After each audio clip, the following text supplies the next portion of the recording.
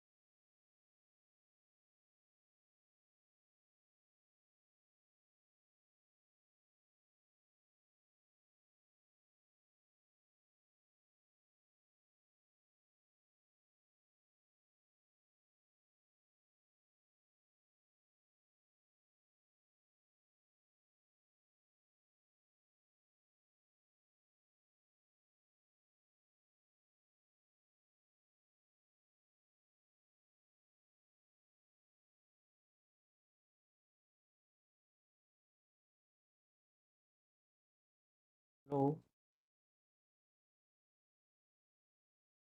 Hello. Good evening. Am I audible?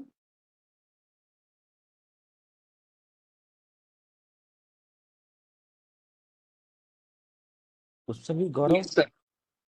Yes, yes, yes. So guest has Can, joined. can you hear me, sir? Yes, yes, yes. Okay, thank you. Okay, Pushpavi, over to you. Sir, good evening, everyone. Welcome to the first ever one national level faculty development program on teaching laws in the 21st century, a collaborative efforts between Law Teachers India and Gujarat Maritime University, Gandhinagar. Today with us we have our faculty coordinator Gaurav Kumar. He is a PhD research scholar and visiting faculty in Campus Law Center, Faculty of Law, University of Delhi. Over to you, sir. Gaurav, sir. Thank Yeah. you, sir. Uh, Now we have we are in the mid of our faculty development program, and today we have the session on the subject of forensic laws. So, forensic laws generally deals with the involvement of forensic scientists in examining such physical traces of a human being, which can be made useful in identifying criminals during investigation. Forensic science is a multidisciplinary subject used for probing crime scene and gathering evidence to be used in prosecution of offenders in a court of law. While dealing with the subject of forensic laws, important principles and concepts such as basics of criminal justice system in India, hierarchy of criminal courts with its powers and functions, duties and powers of police officers, evidentiary value of expert opinion, FIR, lie detector test, etc., needs also to be emphasized. In many cases, forensic reports have helped the courts to reach a definite conclusion and pronounce its judgment. That is, forensic science acts as an aid to deliver real justice in courts, and an efficient criminal justice system guarantees a secure and peaceful society. Forensic science has wide scope and different dimensions like forensic.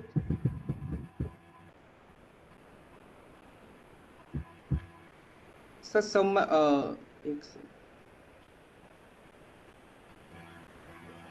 Someone mic is on, I think. Yes, Gaurav, carry on, carry Forensic on.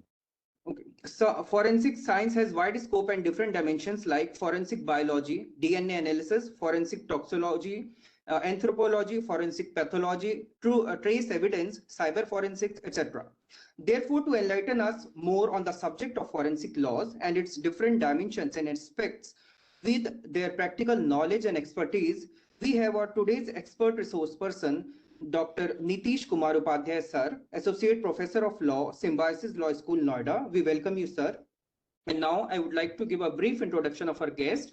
Dr. Niteesh Kumar Upadhyay, sir, is currently serving as an Associate Professor of Law in Symbiosis Law School, Noida, and Research Advisor, South Ural State University, Russia. Dr. Niteesh is also serving as guest faculty at Romanian American University, Romania, and International Research Fellow, University of Milan, Italy. Dr. Niteesh completed his doctorate and post-graduation from the West Bengal National University of Juridical Sciences, Kolkata. His numerous works have been published in various journals, and he has 35 plus publications to his credit. He received various scholarships and grants in the past, including Global Alliance for Justice Education, Turkey, Mexico, and Indonesia, ILIEC in New York, Hague Academy, Netherlands, Xiamen, China, and Rennes SF, France, Pro Bono, Hong Kong, etc. He has also delivered lectures on various institutions of international repute, including Regensburg University, Germany, Xiamen University, China, Daffodil University, Bangladesh, South Ural State University, Russia, American Romania University, etc. His area of interest is human rights, IHL, refugee law, cyber laws, and technology law. He is recently appointed as a member of the Academic Friends Network of the United Nations Human Rights Council Advisory Committee. So we welcome you, sir, and I request you to begin the session.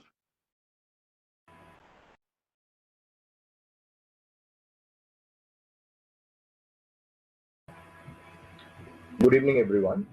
So, thanks for my brief introduction. And today I'm going to discuss not just more about the information regarding forensic science or forensic law, but basically my session is more towards how you can teach forensic science. So let's take how you can teach other subjects in that matter. So my journey towards clinical legal education started in way back 2012 or 13 when I went to Global Line Justice Education Conference in Turkey.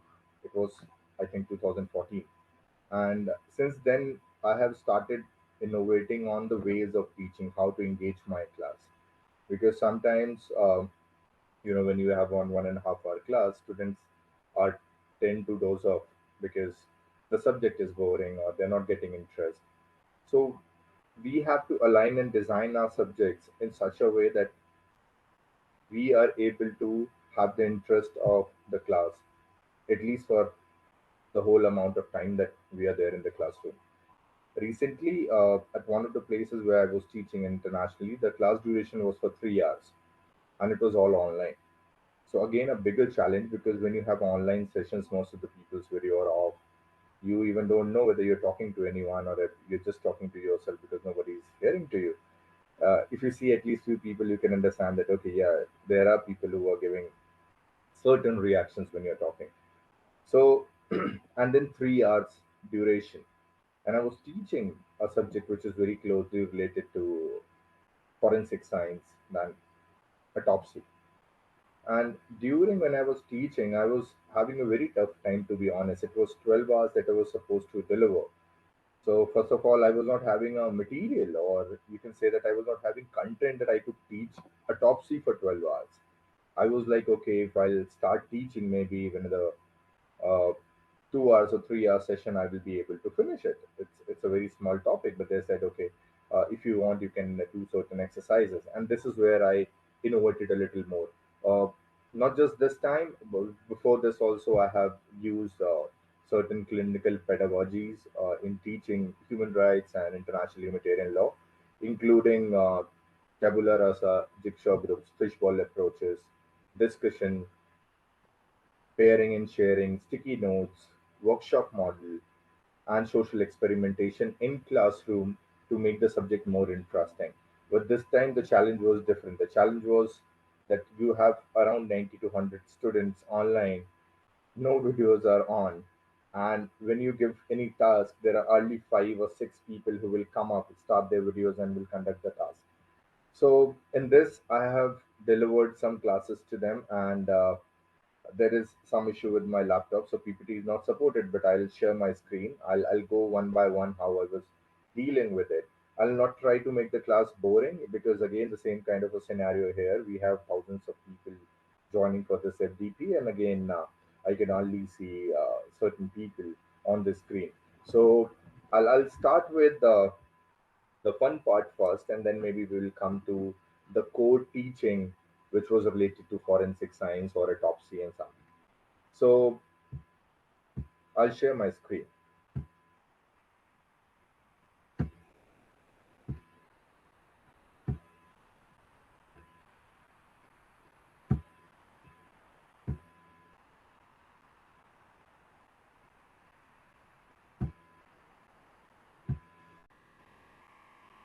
Are you able to see the screen?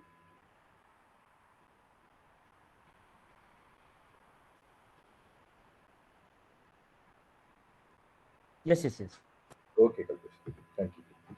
So this was the third class. This is not the first class. So I'll go a little opposite because when I was teaching for the first class, I was having a lot of material, so I was able to deliver. But when till the third class, it was 3 hours. So when it was a duration from 6 to 9 hours, it was becoming a little tough. So I'll start from 6 to 9, and then I'll be coming on more theoretical part of criminal law. So we have discussed one, and I I have seen engage one of our participant who is here, Dr. Navtika, using the image. And I use this image to discuss in my class who killed the teacher. And then people said that, okay, X killed the teacher, Y killed the teacher. And there is somebody also discussed that, okay, there is a student on the fourth seat who killed the teacher, he is no more there. So student have used their brain, and the word is who killed the teacher. So first thing was a kind of a giggle I could hear on my screen that yeah, somebody's laughing because there is a word teacher there. I said, okay, then not possible to kill a teacher in the online mode. And then we started our discussion on this, how to go about it, who killed it, and how a criminal investigation is done. So sometimes you can use pictures and such kind of images. Uh, Not necessarily you have to create it. You can download it from Google. You can also use it from some books if you click pictures of the book. And sometimes you can also use comics to teach, let's take any particular subject. So I'm using currently public international. I'm teaching public international law, and I'm using a lot of comic characters and a lot of comics based pictures to teach important basic concepts related to relation between municipal law and international law, relationship between what exactly is public international law, what is jus cogens norms, what is jus in bello, jus in bellum. And I'm using images, which is quite intriguing for students to stay awake in their class and their discus, because they can see something which is interesting, which is not just black and white. So now I also discussed with them that okay, this is the crime investigation process and practices and thinking. If there is a crime, how to go about it. So you have to take care of victims, witnesses, physical evidence. You have to take care suspect, and then you fix up all the timelines. So this is a 360-degree chart. Again, I was not one who created this image. So if you're creating something like similar, then definitely it will take a little more time, but will be more interesting, because you can say definitely that the work belongs to you, which I cannot. But yes, this is the timeline when you're talking in terms of a criminal investigation. These are the all factors that you have to take care whenever a criminal investigation is being done. Now, this image I have used that okay, basically you have to sketch the crime scene, search the crime scene, secure and collect the evidences that are there on the crime scene.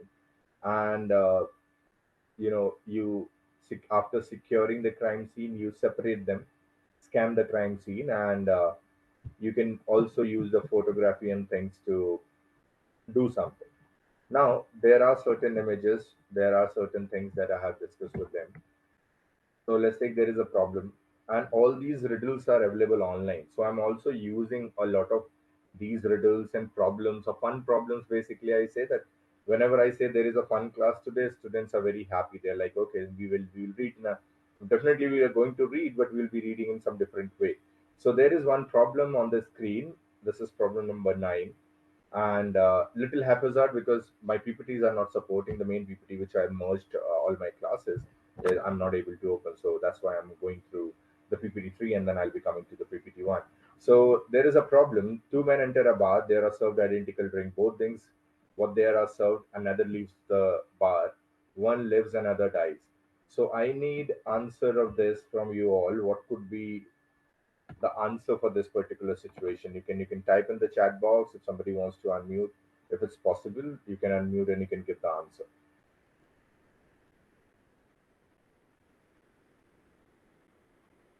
So let's again have this FDP session as a fun class.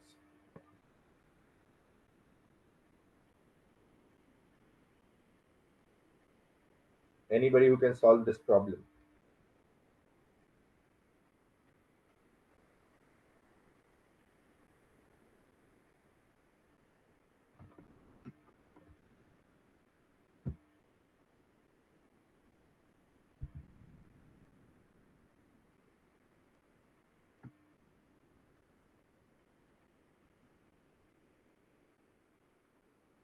Again, I'm repeating. Two men enter a bar. They are served identical drinks. Both drink what they were served, and neither leaves the bar. One lives, the other dies. दो लोग बार में घुसते हैं, उनको एक same drink दी जाती है, एक आदमी, दोनों लोग उसको पीते हैं और बार के बाहर नहीं जाते हैं। एक की डेथ हो जाती है, एक बच जाता है। बताइए क्या सिचुएशन होगी जिसके अंदर ऐसा हुआ होगा?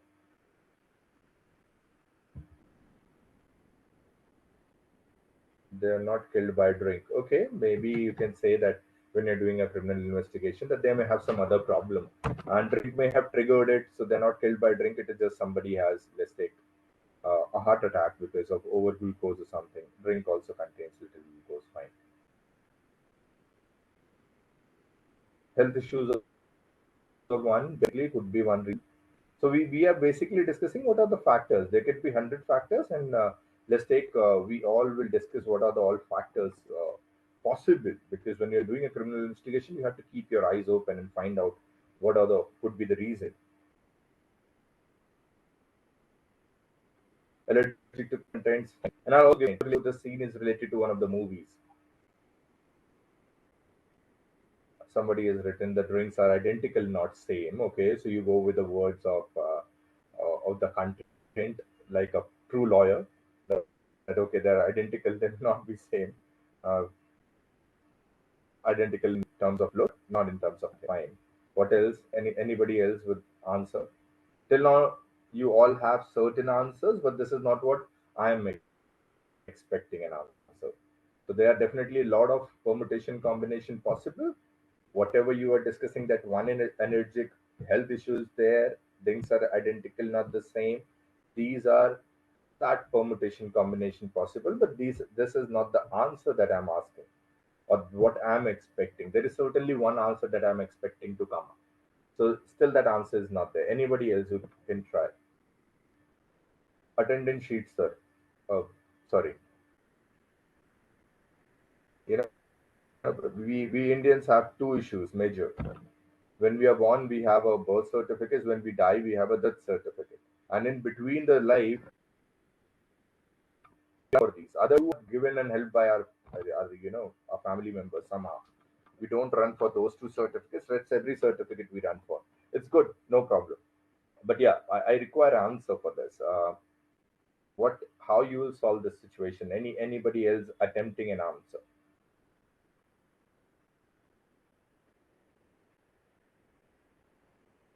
Someone has administered poison. Definitely could be possible. Two people having the same drink, one dies, one survives. Definitely there is some sort of a poison. But how the poison? Because I've used the word identical. Murder by one who leaves. Maybe one has killed another. Could be possible. Okay. So I'll give answer and I'll move to next one. So this fun class will have be there for at least let's take 20 minutes, and then we will be coming on the core content of autopsy and how autopsy is done and how I am teaching that particular subject. So we'll be taking care. Uh, no offense. Okay, it could be that the person is saying no offense by you, the way you are teaching. Okay, since the first man drink quickly, the eyes. Yeah. So that's the answer. Dr. G. Vinodani Devi. Since the first man drank quickly, the ice did not have time to melt and he wasn't affected. The second man's ice had time to melt, so by the time he finished his drink, he was poisoned and he died. So this is the right answer. Both of the people, उनकी बर्फ में जहर था, एक ने बहुत जल्दी P लिया तो बर्फ को मेल्ट करने का टाइम नहीं मिला and things were okay. And the other person took time, so the ice has melted and because of that, the person is no more. So the cause of death is poisoned ice.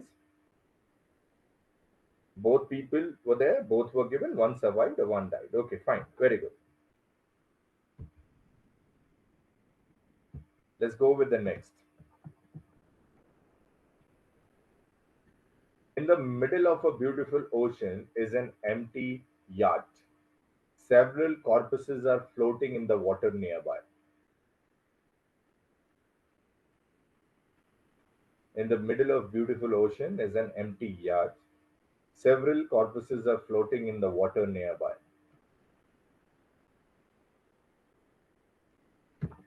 समुद्र के बीच में बहुत सुंदर बीच समुद्र में एक याच खड़ा है और उसके आजू बाजू लाशें तैर रही हैं. क्या रीजन होगा? Quick responses I want. Otherwise there is no fun. And don't Google. All the answers are on Google.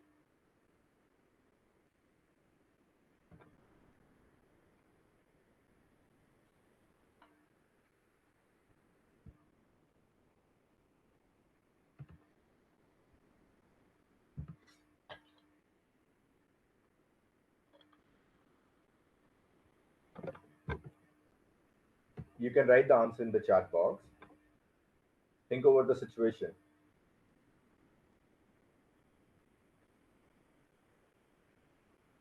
So I'll discuss one, which was uh, discussed with me while I was in my class.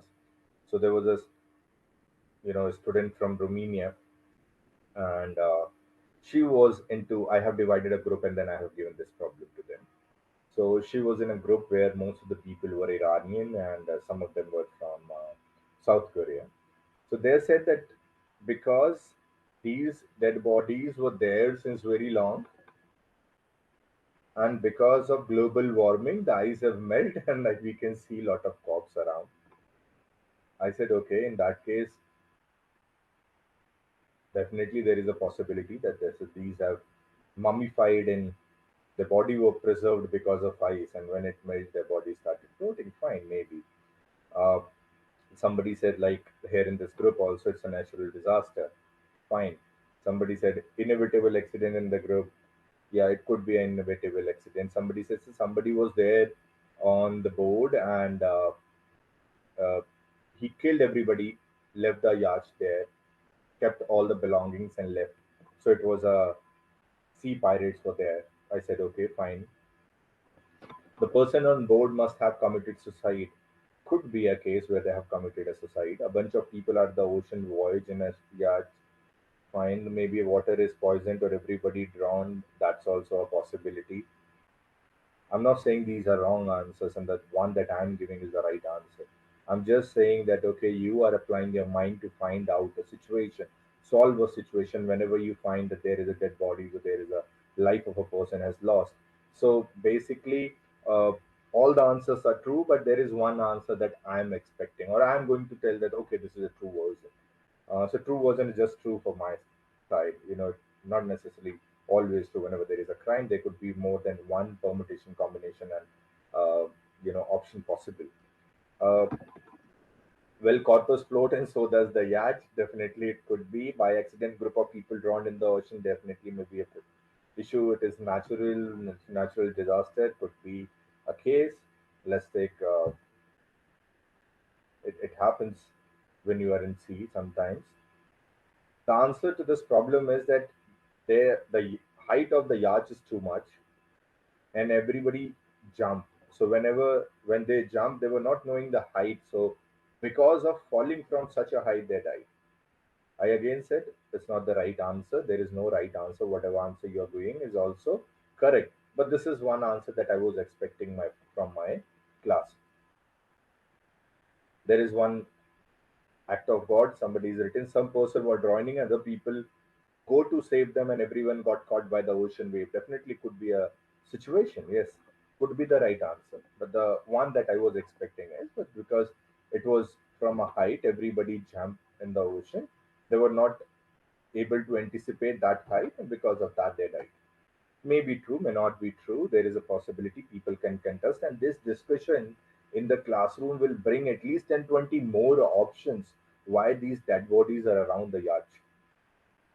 So the class becomes more interesting. People who are not otherwise participating started participating by the time I was on my fifth or sixth uh, problem.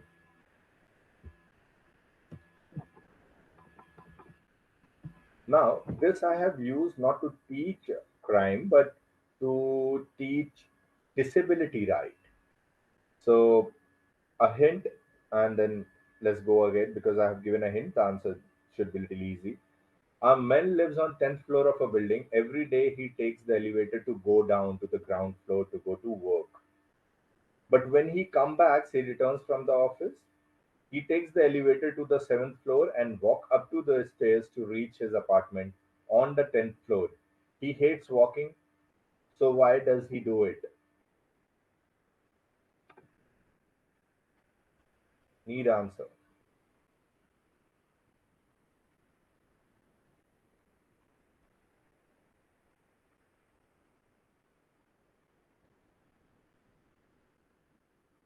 Again, I'm on my screen. The man in the elevator. A man lives on the 10th floor of a building. Every day he takes the elevator to go down to the ground floor to go to work. When he returns, he takes the elevator to the 7th floor and walk up to the stairs to reach his apartment on the 10th floor. He hates walking, so why he does he do it? So why does he do it? Give me reasons. Hiding from someone who is following in definitely could be one. So let's take, I need 10 answers to this. One is done. More.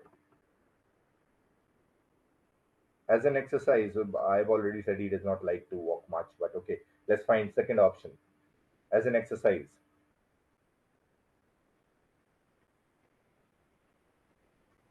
more. I require 8 more, so everybody needs to be a little quick. He's not able to press the button to of the 10th floor. Fine. On the 7th floor, maybe his friend resides, so 4 are done. 3, the third option, he's not able to press button of the 10th floor, is very close. So I'll discuss uh, why it is. Wants to meet someone on the 7th floor. Fine. Sixth option,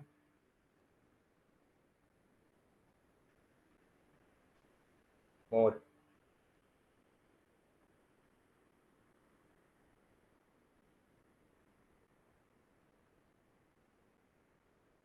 Maybe, and bring a hider on the floor. Maybe someone dear and near live on the 7th floor, and he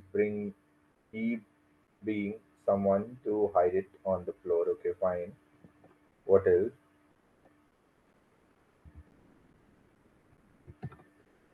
So 8 done. 2 more.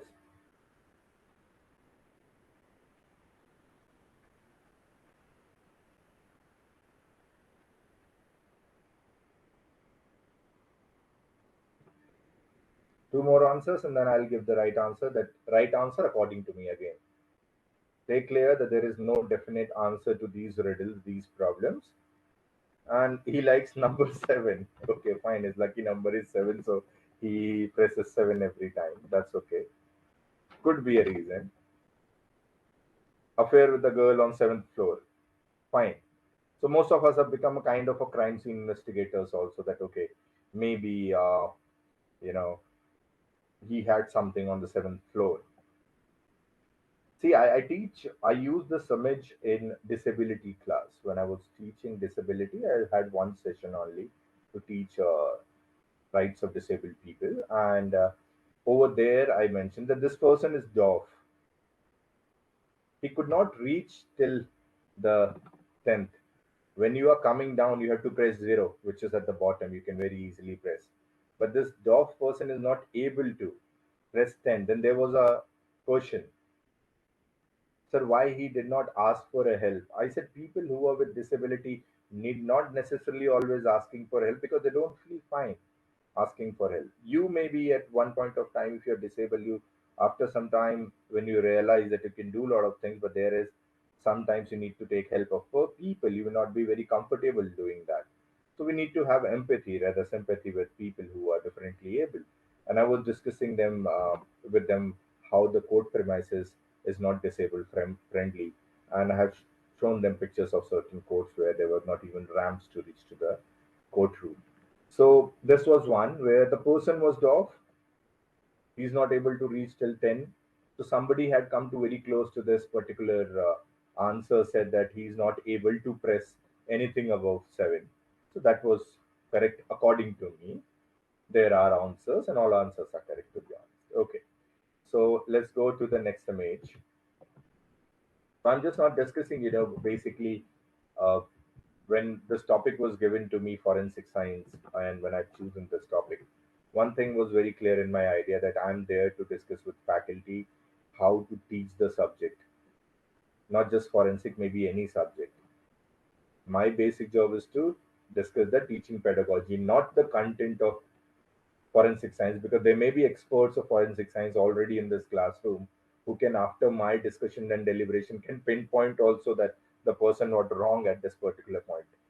So my basic job is how you can engage your class.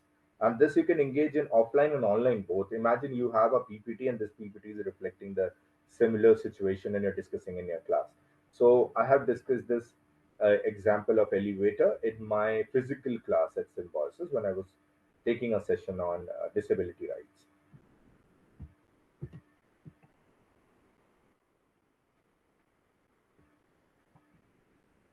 Now there is one more. The man who hanged himself.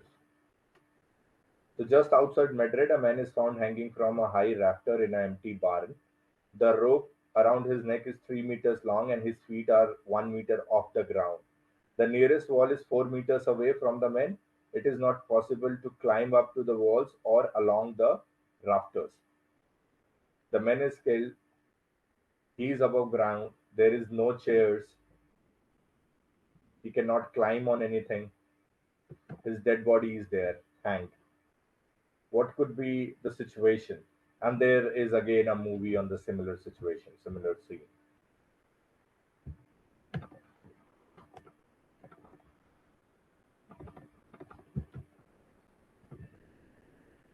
एक आदमी है, वो एक बंद कमरे में फांसी लगाया मिलता है.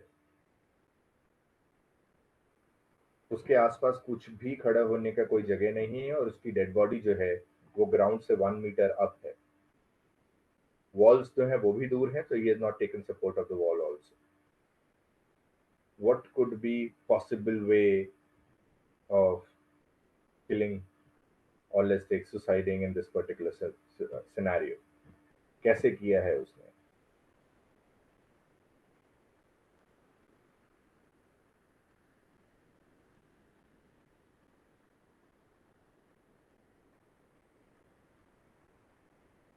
Maybe he was murdered by someone.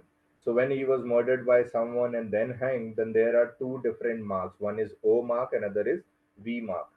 So a question from you.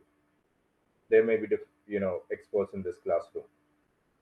Which kind of mark if your body is you are killed and then you are hanged?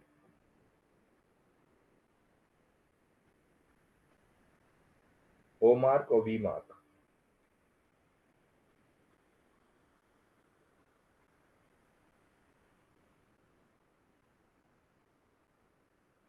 O mark. Sambita Dabral, okay, right. Fine, I got the answer. Hanmantha Gavde N.A. Maybe someone has used ice packs to kill him. He was standing on an ice break. He hanged himself. After that, ice melt. There are no traces. There is no chair, no requirement of anything, and he was killed. Okay, fine. So, CID wala type of answer is there. The next answer for if you are killed and then hanged, or if you are committing suicide by yourself, O mark will be there if you are killed first and then you are hanged. So this way I have discussed two things. One is regarding that, okay, whenever there is a such situation, open your mind, what could be the possible way of killing or murdering or something, and then what is the difference between when a person is killed and hanged and when he hangs himself directly. So what is the difference between O mark and B mark? So this is what I have discussed with them. There is one more situation that I'll discuss, and this is from the riddle situation or the problem situation. This is just one way of discussing delivering in class. So that will be over, and then we'll go to other topics and other ways of clinical pedagogy.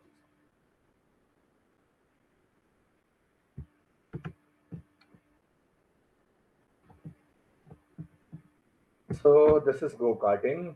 Some of you must have done it. Some of you may not be fortunate enough to do the same. There is a situation in this go-karting race that I'm writing the situation. A, B, and C is one team. Team code X. And then D, E, F, team code Y. A rank 1, B rank 5, C rank 6. So A rank is 1, B rank is 5, and C rank is 6. And this was I was discussing not in class of forensic science, but in a class of logical thinking. So A rank is 1, B rank is 5, and C rank is 6, whereas the rank of D is 2, E is 3, and F is 4. So you have one team in which one person is the high rank, 1, another 2 are the lowest rank people, 5 and 6, and you have another team where you have people who are, let's take, who are 2, 3, and 4 rank. Now the rule of this game is that whoever will come last, his team will lose the game. Whoever will come last, his team will lose the game. Probably because there is a ranking, so they have this ranking is on the basis of their past races. So the multiple races that they have done in past, these rank is according to that. You have to make the team X win. X is the team in which you have A, B, and C, rank 1, rank 5, and rank 6. The rule of the game is very clear. You, the person coming last, his team will lose the game. You have to make team X win this particular race. Decide how you will do it.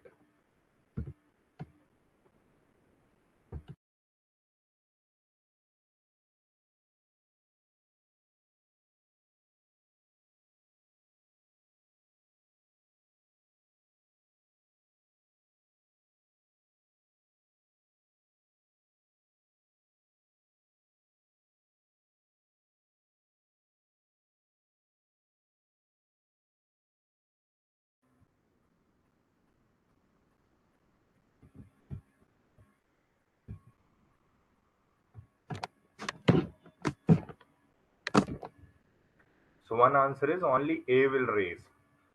So it's a team race. No, not possibility of having only one racer. Fine.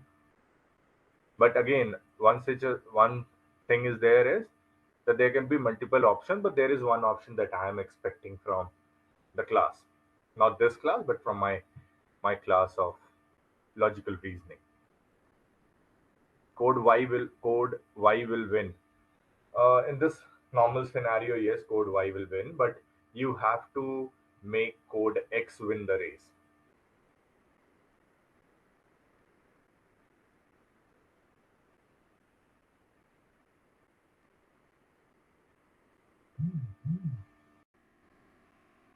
You have to decide, you have to tell me the ways in which code X team will win, how they can win the race, because the rule of the game is the person coming last, his team will lose, and team code X has two members whose rank are 5 and 6. There are only 6 racers in this particular go-karting race.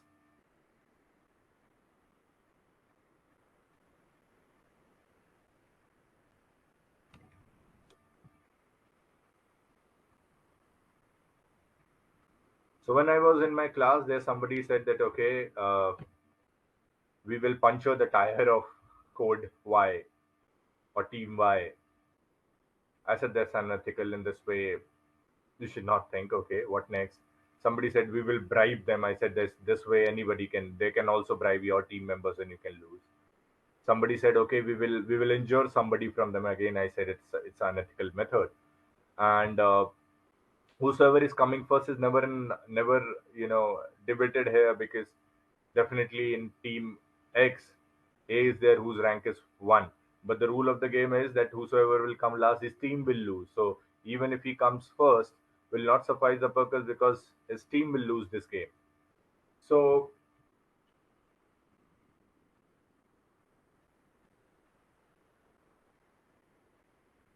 if Y teams up with D and E, mixing of team is not possible. You cannot say that okay, India have a better batting lineup, so we will take some people from, let's take Sri Lanka or Pakistan who are good bowlers, and we will make a team. So that's there is no possibility of having a joint team. The answer is that A has to sacrifice his position. A need not to come first. A has to come second last. A has to only assure that he comes second last, giving way to his team members who are fifth and sixth, and make sure by any manner or any method that the last person is from team Y. No doubt he's a best racer and he can do it. The person coming fifth and sixth will definitely will not be able to do it. The person maybe who is at second is equally good, but at least he can attempt the same on the third and fourth, and if he is able to push both of third and fourth, the second last and the last, or at least one of them as the last, then his team will win. So he sacrifices his own position because you are the best. So you sacrifice your position to win the race. So now over here, the riddle and problem solving and the fun activity part is over. So we will come to the next one where it was the first lecture. and it was related to autopsy and medical examination. So we will see, and I'll also ask, no doubt it will not be without an exercise. So it will again not going to bore you a lot. Definitely there is some content that we need to see. Um, are you able to see the next PPT, lecture on autopsy and medical examination?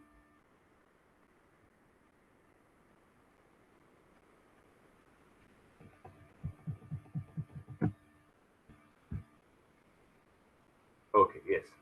So first, basically, a definition that usually happens whenever you're going for undergrads class. You have to give them a definition. So I've given them a definition from Greek word. It is coming up, auto plus opsis, which means self-seeing from your own eyes. And also, one of the person in this group, again, I have to name her. That she told me that there is a virtual autopsy also is coming up. So then I have discussed what could be the ways in which a person can die, and these are the answers: that natural death, accidental death, homicidal death, somebody killed, suicide when you kill yourself, undetermined when the other options are not, you are not able to determine what is the real reason or cause for the death. Usually happens in criminal investigation, sometimes because there is some tampering with the evidence or the situation is so complex that it is, the body is undetermined, the cause of the death is undetermined. So types of autopsy: clinical autopsy, complete and partial, and forensic autopsy, always complete. Two types of autopsies, basically a difference is given.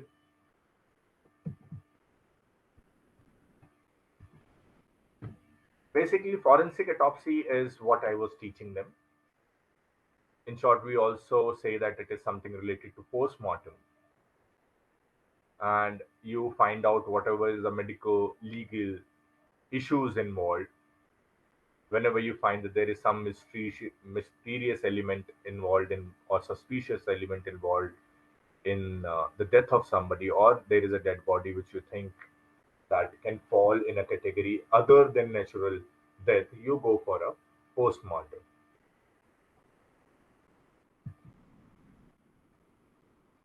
There is a process that varies in country, so it's not similar. When I was discussing this there, it was a mixed bunch of class people from different countries. I told them that I can only discuss in terms of India, but may not be able to discuss in terms of other countries. So in the United States of America, a coroner system is there whose basic job is to do a medical examination, and he take care of everything related to a dead body. In India, either the magistrate or police conduct the medical legal death investigation, and in other countries like England, Wales, Northern Ireland, the United Kingdom, the coroner investigate death, demanding further explanation if there is any suspect or someone. Otherwise, also further asking explanation from the place to have evidences to prove the cause of the death of the person. The aims of autopsy of the forensic science is to find the exact cause of a death. What is the cause of a death? Whether it's a sharp object, it's a bullet wound, or whatever. To find out the circumstances, in what are circumstances the person has died. To find out the post-mortem interval, the time duration when the person was killed. If somebody is saying that, okay, I am claiming an alibi that, okay, I was not there in this room, I was in London that day, and the dead body states that, okay, the killing happened, the person died around 20 years, 20 hours back, and at that time the person was there, it is not matching the time duration which he is saying, then the person may be in trouble if he is a suspect. In case of unidentified dead bodies, to also find out to whom this dead body belongs. Also, sometimes the things or articles which are on the person's dead body helps. In case of a purse or something is there which can tell you the identity of the person, but otherwise, in most of the cases, you try, in a lot of countries there is a DNA profiling that is happening, and DNA is there with the government records. So whenever there is unidentified dead body, they just match the DNA and they say that this dead body belongs to so and so person or to so and so family which stays in so and so area. So this is how they identify the dead bodies. The period in which dead bodies survive after sustaining injury or exposure to a poison. So if there is anything related to poison and all, then that will also be find out. And then finally deciding whether it's a natural suicide or a homicide, type of weapon and poison used. whether there was one person or more than one person involved, especially in cases of rape and gang rape, where there in any disease process contributed in any way to the cause of death. So if a person is suffering from a certain disease and the other person did something because of which the person is died, then what is the disease and how this person act contributed to the death of the person, that also can be discussed in the forensic autopsy. Whether any other officer was related to the death or rape is an injury that caused death, expected to cause death in ordinary course of nature. It is possible that the person is killed otherwise in ordinary course or not. That's also important. Dead body has been displaced from original place of disposal where the person was killed. The dead body is not there, to find out that too. Whether deceased received any treatment before that. Sometimes some kind of drugs and medicines can also be the cause of a death. So that needs to be also identified if there is any kind of a issue related to the medicine that was given to the person. Whether there is anything on the dead body which may help identification of the person who assaulted this particular person. In case of death due to assault, the relative position of the victim and the assaultant, how it was done. So, head injury in the course of a death, which type of death it is.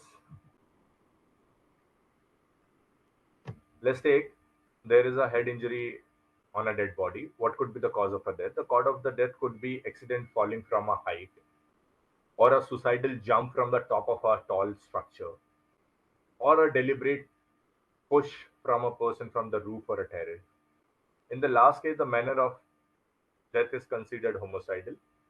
Whereas when you're talking in terms of the other two, it is either suicide or other is an accident.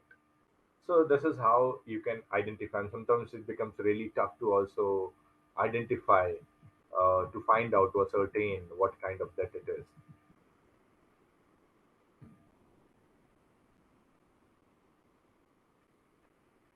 So in the case of a body fished out of the water, one of the specific medical legal objective of conducting an autopsy is and determine whether the cause of a death was drowning or whether the person died by some other means and the body was dumped into water to conceal the crime. And there may be a possibility that you are saying that of a person death is because of drowning, but whereas he was killed and then he was thrown into the water. A similar situation can be when somebody is hanging somebody. Again, the question of O and B mark.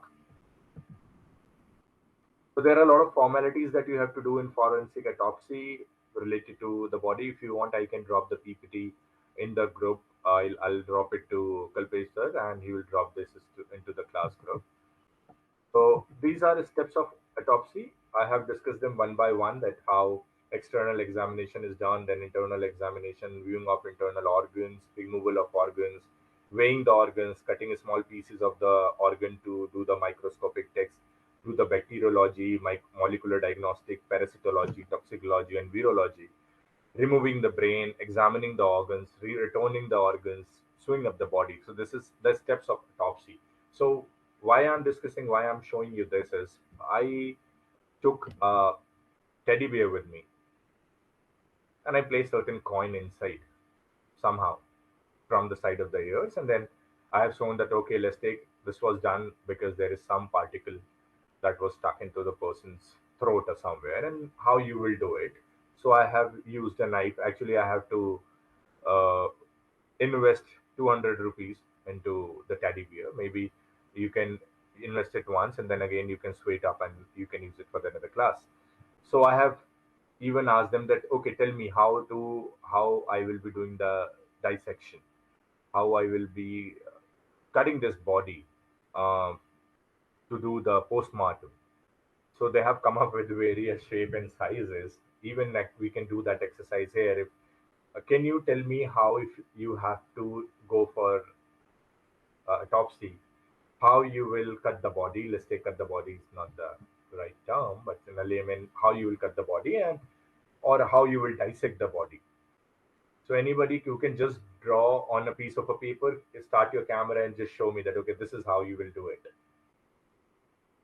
So I've shown them everything from cutting to taking the body parts out, finding the material things which are inside, and then again giving back. And lastly, I was not able to sew it up. I'm not good in that. So I just told that, okay, now the only thing we have to do is sew it up and give it to the family members if there are family members or legal heirs of the person. So anybody who can just on a piece of a paper can make an art that how you dissect a body. There are three ways of doing it. I just want to see how you will be doing it. Let's take the cause of a death is poison. You have to do the dissection of the body to find the cause. How you will do it? Anybody can just have a piece of a paper, draw it, and show it to me. So we will be saving our time. So I'll be just waiting for 1 minute. 8:22, 8:23. It's 8:12. By 8:13 again, I'll be coming back and discussing more on the same.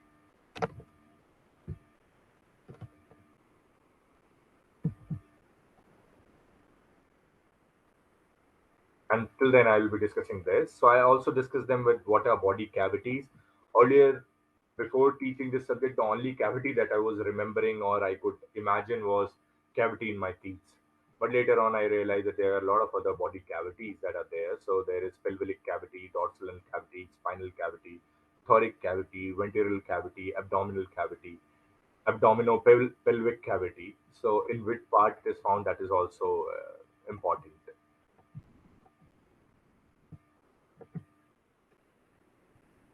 So how you will be doing the incision, that is important. Anybody who can show on the screen on a piece of a paper how you will do it.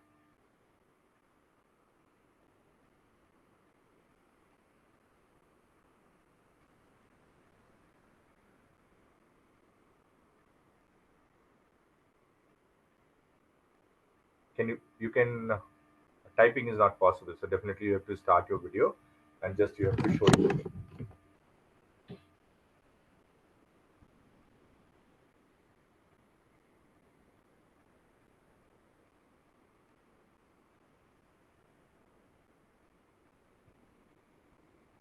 Somebody has given a link and external site. Okay, so it is from a video which shows how to do it. I'll show the PPT. I think not much artists and people interested in drawing is there in this classroom, or anybody, at least one person who can just draw on a piece of a paper. You need not to draw the whole body, just tell me the sign, how you will be drawing it up, how you will be doing the dissection or incursion.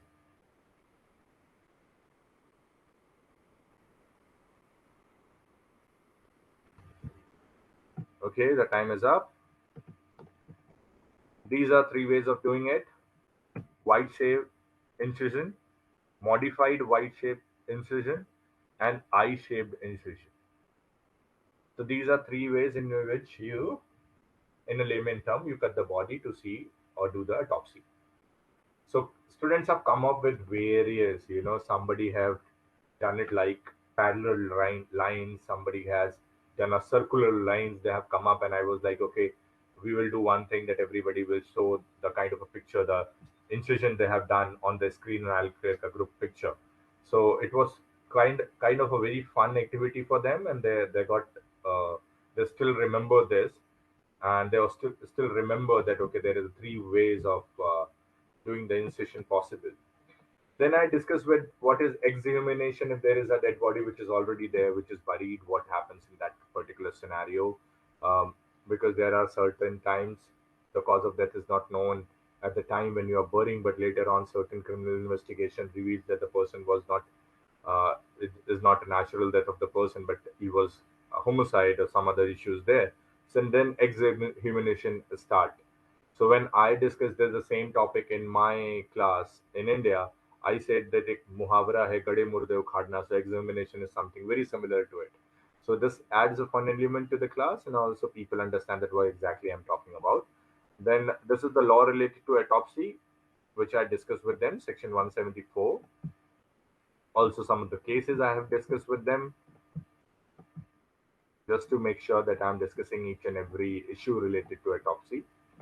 Then also I have discussed the evidentiary value of post-mortem report. What is the evidentiary value of the same? This also I discussed in one of my criminal law classes in symbiosis. And then we have discussed some cases. And then we have come to medical examination. What kind of medical examination, in which section medical examination is there? Then we also discuss about POSCO and medical examination. We discuss about types of deception detection techniques, narco-analysis basically, and polygraphy test and brain mapping. And also the most important, Sylvie and others versus State of Karnataka case, in which it was held that you cannot do it without the consent of the person, because it, otherwise it will be a self-incriminating or self-incrimination. So these are the sources which I have used for this, and this is one way I have dealt with criminal forensic. There are other methods also which I used to teach, and I'll show you. Like I sometimes use im- videos to teach in class, and just one single video, a small video or a song.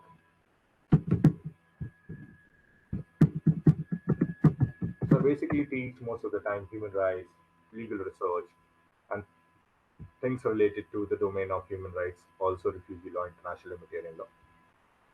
There are a lot of audio visuals, including movies. But there is one thing that I find, that when you are showing a movie, until unless it's a short movie, it's fine. Otherwise, uh, it becomes tough.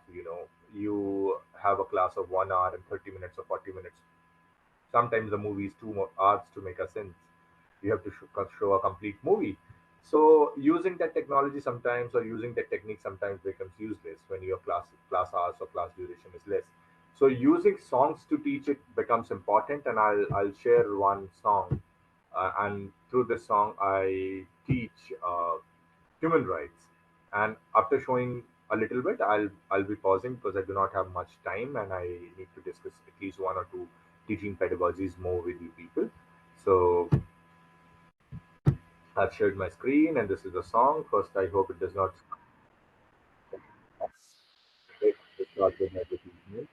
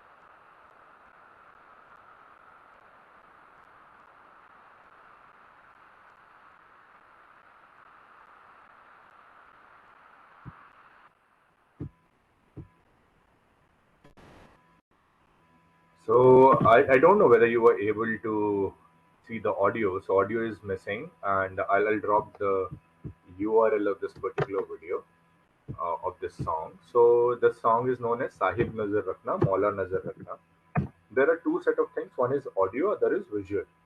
Audio is also talking in words in terms of human rights, and video definitely you can see that there are a lot of violations that we can see of, let's take old age, health issues, drowning of people, floods, child labor, people living in hazardous situation, overcrowding of buses and trains.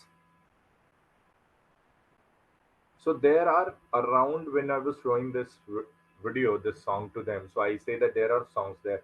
I've done exercise in one of the clinical legal education FDP where I've asked everybody to suggest at least 3 to 4 songs on their subject, and I tell you the exercise was very fruitful.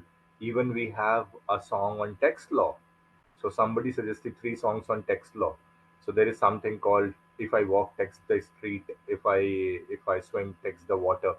So there is a song like that, and then there is song for almost every subject, and I have compiled them. I was going to write a paper, but I could not finish it, and then finally I have. It usually happens when you're not able to finish, you lose the interest in that particular. But I think maybe in some time I'll again start writing on the same how you can use songs to teach. So I have divided this particular song into 6 groups. It was of almost 5 minute song, so 40 seconds to every group, and I have said that you have to identify the human rights violation that you can see, or the human rights violation that you can see or you can hear in the audio. You have to just write that human rights violation. You have to also write the constitutional provision which deals with that human rights violation. And the third is you have to also write the provision of UDHR, Universal Declaration of Human Rights, related to that particular. So the students have come up, and I have given them this exercise. They have come up even with cases that okay, these are the 3 important cases on so and so, and almost we were able to identify there are 30 human rights. But when you're talking in terms of the ways in which human rights can be violated, could be many and millions. So we have come across this with this just single one video. We have come across 68 types of human rights violation, basically ways in which human rights can be violated or we can see violated in this particular video. So this is how we use songs in teaching in classrooms. Most of us is already doing the using movies and short movies to teach. That's perfectly all right, you can continue with it, but you can also try your hand with using songs in teaching in the classroom. And then there are various group discussion that is possible, whether it is jigsaw group or whether it's a fishbowl approach discussion method. Sometimes there are some social experimentations also possible in classroom when you are teaching subjects like, let's take equality and principle related to constitutional value and something. You can use them. Other kind of exercises we have to think. Every subjects can have exercises. I tell you, you start teaching in this clinical model, your classes will be more interesting, and student will wait for you that okay, there is a class where we will also study, but we will have fun because there will be certain activity. And I hope everybody is trained with Bloom's taxonomy that when you do, learning by doing is a maximum you can remember. So this is also in terms of it is matching with the goals or the theory of Bloom's taxonomy, where we have to achieve the maximum in the pyramidal structure. So uh, this is how you can make your class more interesting, whether you're teaching forensic science, whether you're teaching human rights, or any XYZ subject. You will definitely get movies, you'll definitely get songs, you'll definitely get pictures, cartoons, where which you can use to deliver and discuss in your classrooms. And then definitely you can have riddles, you can find some problem solving situations where you can ask students, get your class engaged, and then tell them that okay, this section I was talking about, or this article I was talking about, and this is an important case law. Also use their creative activity. If they're good with arts, ask them to draw something, design a chart. I asked once that can you have, there is a person who is good with writing poems. I asked him to have a poem on gender rights, and he come across something very interesting that I cannot share because of his copyright, but it's very something very interesting related to rights of transgender. And then there is a storyteller in my class who has written a story on transgender, and I discuss that story in classroom and then discuss. the transgender bill that was there, which become later on become the act. So there are various ways in which we can get our students involved in the classroom, and more clinical model you will approach, you will take, you will use, more interesting your classes will be. And best of luck with this. And if there is any question people want to ask, I'm happy to answer. Thank you very much, everyone, for patience here.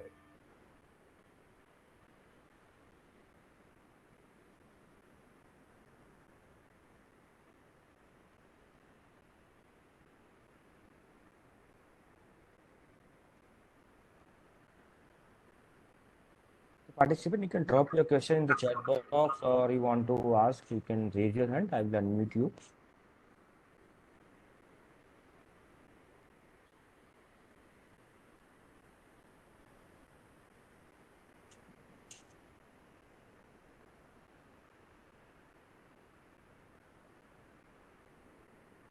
You can drop the question in the chat box, yes, participants.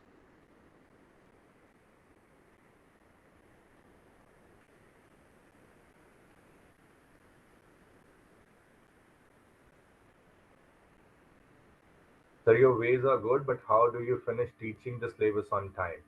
A very important question, but I tell you, there is one thing. Your basic job of a teacher is to uncover the course, not cover the course. So some of the things you can also give them as self-reading, which they will come up and they will discuss in class. So basically, through exercises, you're finishing it off. It's not that you are not finishing your course. So if there is, let's take, I have to teach something related to in international humanitarian law regarding weapons, which weapons are prohibited to be used during war. I'll give them a reading. I'll ask them that, okay, next day you have to just discuss. And they'll come up in a flip class mode, they'll come up and they'll discuss it. Even if I have an exercise where I'll say that, okay, I'm showing you a song and you have to identify which all things is being violated, I'll be also discussing that, okay, this section is there and this section is there. On basis of this exercise or clinical method, you cannot base your whole class. You have to divide intelligently that, okay, because the actual time spent for a focus is around 40 minutes. So 20 minutes is the exercise and 40 minutes is the core teaching that you do. So this way you will be able to finish your course. And I'm very honest. In last 8 to 9 years, I'm teaching through clinical models in my classrooms. Uh, I may not be the most senior professor when I started, but students were always interested to attend the class, and syllabus was never an issue.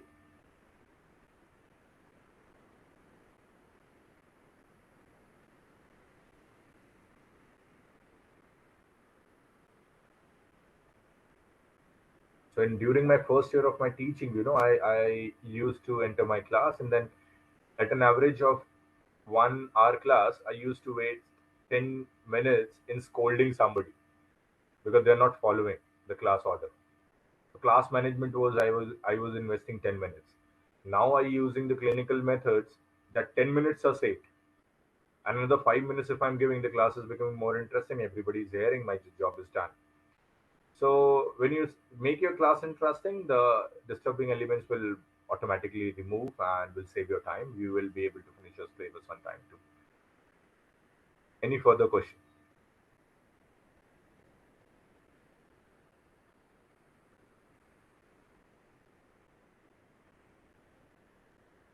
I find difficulty in making the student interpret the provision to understand the language. We need to interpret them, and in process we are short of time in finishing the portion. Better that, let's take, if there are 20 sections that I want to discuss in next 3 class, allot one section to 2 people. So if next day, no, one person is absent, at least the other one is there. Tell them what different you can find. Let them come up and discuss with you in the classroom. First of all, you need not to read everything. We make 3 major mistakes when we are teaching. Do not ask them to write down everything that you are speaking, because things can be available on, you can provide them additional material for study. So do not read the section so that they can write it. Tell them to come up with the Bear Act. You have the Bear Act. I'll just speak very fast, and then where there is a problem, if I want to break a section, I want to tell any specific thing about a particular word, I'll be discussing that with you. So ask them to come up with a Where Act. If you think that interpreting a provision is tough, ask them to have their Where Act. Tell them where there is a change, there is something that you find important, need to be discussed. Ask them to mark there. Will save your time in terms of, sometimes when you don't have a Where Act, you tell them that, okay, this section says so the first line we can see this. You already wasted your 20-30 seconds in reading that particular section. So if Bayer Acts are there, every student should have a Bayer Act, to be honest. Will be later on, will also be useful to them. They can mark and will also be used as notes. So it's just, you have to be a little smart. If and see, we teachers, whatever is being told to us, we always have 2000 reasons to not to do it, or 2000 reasons, ways in which we can say that, okay, this is not, because we are people who think. And as I told, there are more than one right answers to something. So what I'm saying may not be making sense to someone, because his mind says that there are other methods, or there are other ways, or I believe that my teaching is better. I'm not saying somebody is wrong. Is his or her way of delivering. Not every professor is delivering the same way. And even the people who are using clinical methods, sometimes the students are not able to understand. So just whatever suits you, whatever you think I'm fine with, you have to be little smart. Rather than reading everything, why not go with the Bear Act? Ask them to come up with the Bear Act and things will be done.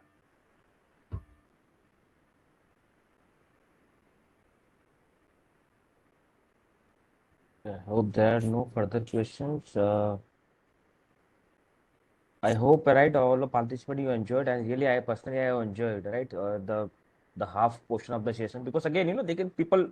I could see, like we already can see from the responses, they were active. We need to think, we need to put the responses in the chat box. So that was again, it's required in every, I would, especially in like online session. I don't know how many are they keep it open and then they doing all kind of stuff here and there. So thank you very much for your enlightening session. I hope all the participant would have got something not related to forensic. Again, you can include this technique in your other subjects also. So I request Gaurav to give a follow word of thanks to Dr. Niteesh. Over to you, Gaurav.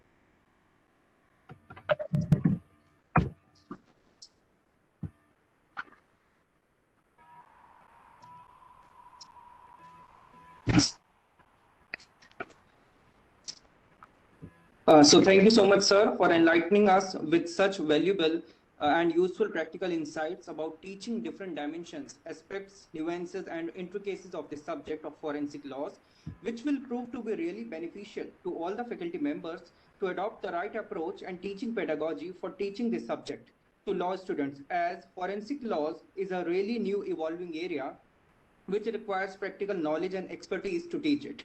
Sir, you beautifully engage the participants through interactive session with the help of some real-time practical situations and problems and lively PowerPoint presentation, which made today's session more interesting, engaging, and outcome oriented. And this is also a great teaching strategy which the faculty members can utilize in their classes. Sir, you also discussed the different aims, objectives of forensic autopsy and its related aspects, like the different steps it involves, body cavity, exhumation, etc. Sir, you beautifully showed us how even the difficult and the complex legal concepts can be easily taught to students in a more practical, interesting, and fun-loving manner by adopting the innovative teaching methods and tools, which can include even PowerPoint presentation, short video clips, storytelling, poetry, and many more. So once again, I would like to express my sincere thanks for this excellent, comprehensive, and informative session. Thank you so much, sir. I would also like to thank Dr. Kalpesh Kumar Gupta sir and his entire team for the great service they are providing to the entire legal fraternity through this 1 month online FDP program by sharing the vast reservoir of legal knowledge and guidance to the faculty members, which is not easily available elsewhere, and it will really help them to update their teaching pedagogy to excel in their respective fields. Lastly, I would like to thank all the participants for their patient listening and interaction during the session. Thank you. So thanks everyone. Thank you very much. Thank you very much. Yeah.